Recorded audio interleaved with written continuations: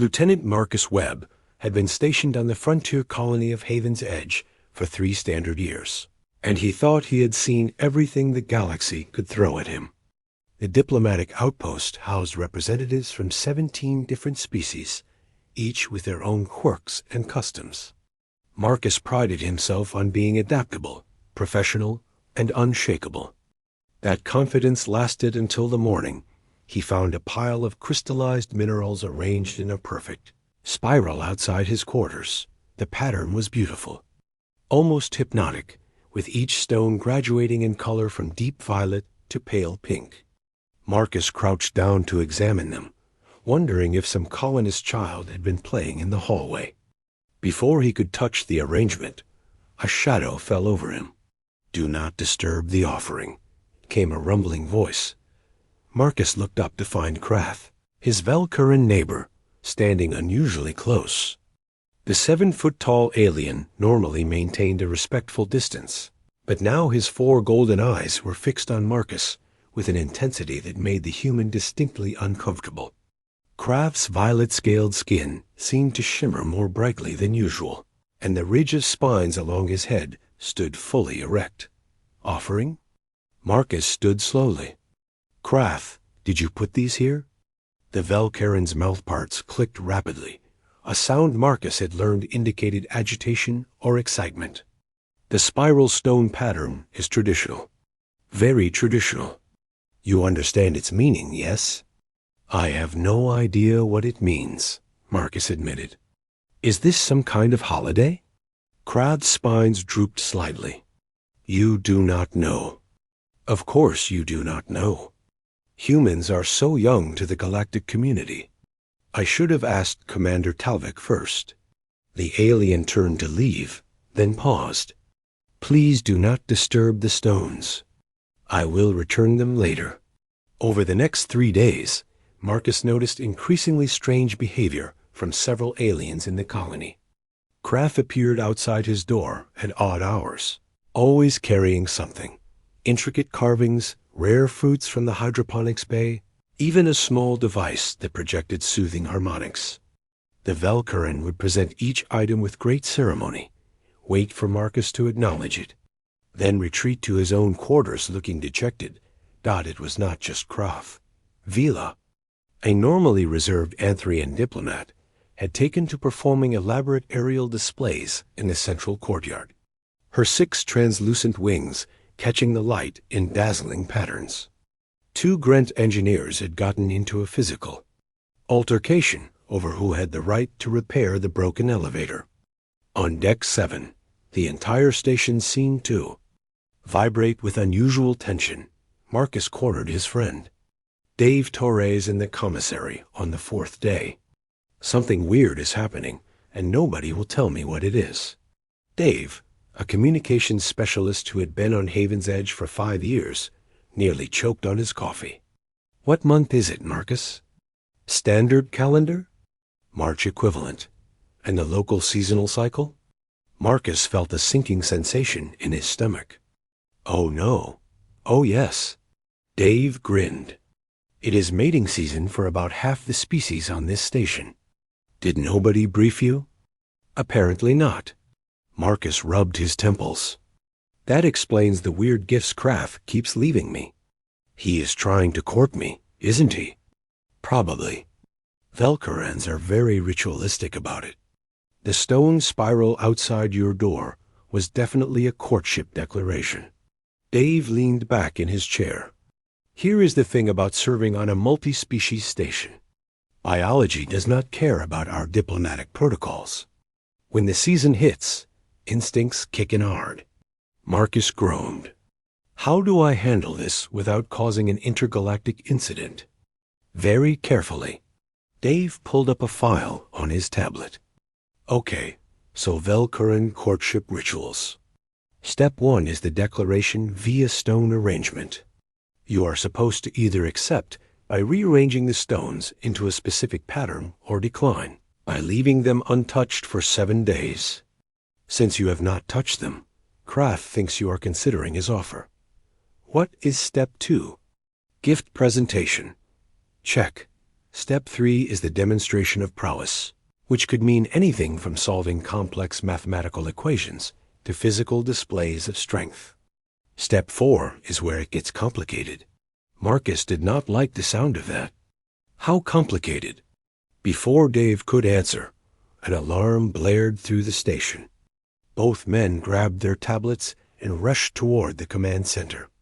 Commander Talvik, a grizzled Terinthian who had been running Haven's Edge for 2 decades, was already coordinating the response. "Report," Marcus called as he entered. "We have a situation in the central garden," Talvik growled. His fur bristled with annoyance.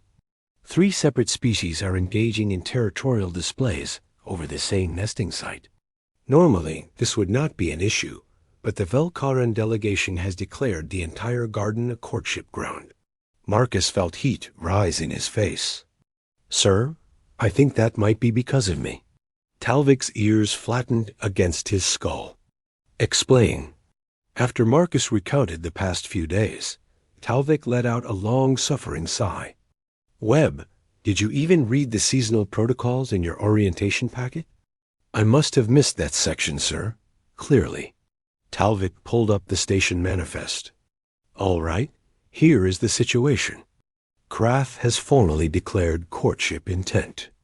By Velkaran custom, you have 3 options. Accept the courtship, formally decline, or propose a trial period. However, because Krath made his declaration public with the stone spiral, other species interpret it as an open challenge." "A challenge for what?" "For you, Lieutenant. Apparently, you have become quite popular." Marcus wanted to sink through the floor. "Sir, I just want to do my job and not cause any diplomatic incidents." Too late for that. Talvik pulled up security footage showing the garden. At least a dozen aliens from various species had gathered, each performing elaborate displays. Vila was executing complex aerial maneuvers, while 3 Grent engineers had constructed an impromptu fountain. A Matherian scientist was projecting holographic star charts that mapped out trade routes. In the center of it all, Krath stood on an elevated platform, arranging more stones into increasingly complex patterns. "Why me?" Marcus asked weakly. Dave, who had followed them to the command center, patted his shoulder. "Humans are exotic, buddy. We are new to most of the galaxy. Plus, you helped Krath repair his environmental systems last month, which apparently counts as a demonstration of providing and caregiving abilities. In Velkaran culture, that is highly attractive." Commander Talvik brought up the diplomatic protocols. "Here is what we are going to do. Webb, you will address the gathered courtship hopefuls in the garden and formally decline all advances. Make it clear that humans do not participate in seasonal courtship rituals, and that you are not seeking any partnerships at this time. Be respectful but firm. What if that offends them? It will offend them less than leading them on. Most species understand cultural differences, especially during mating season when emotions run high. The key is to be clear and direct." 20 minutes later, Marcus stood in the central garden, facing a crowd of expectant aliens. Krath occupied the most prominent position, his spines fully extended in what Marcus now recognized as a display of confidence. Vila hovered above, her wings creating small rainbows. The Grent engineers had formed a synchronized line. Even a few species Marcus had barely interacted with had shown up. Apparently drawn by the spectacle, Marcus cleared his throat. "Thank you all for gathering.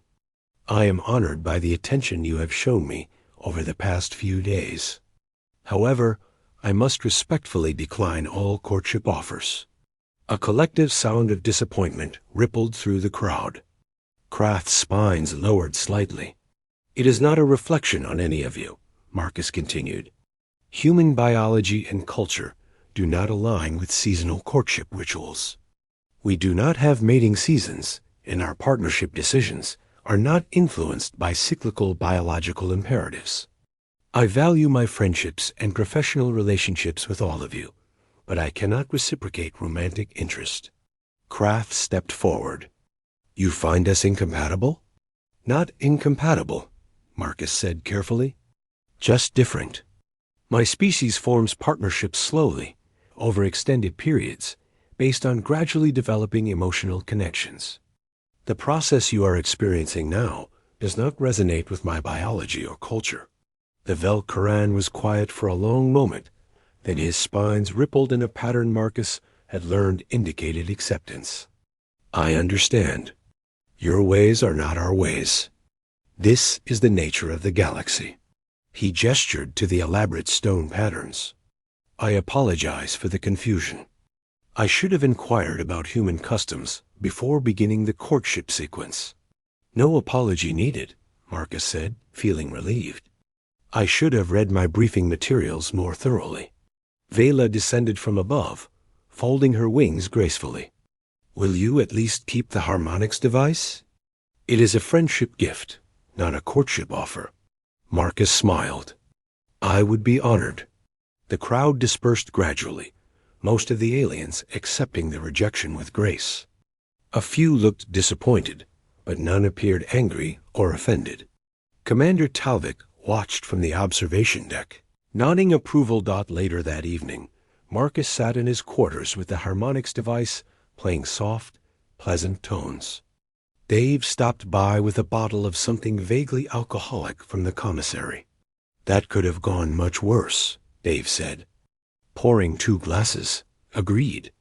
Marcus took a sip and winced at the burning sensation. Next year I am requesting leave during mating season. Smart plan. Dave raised his glass.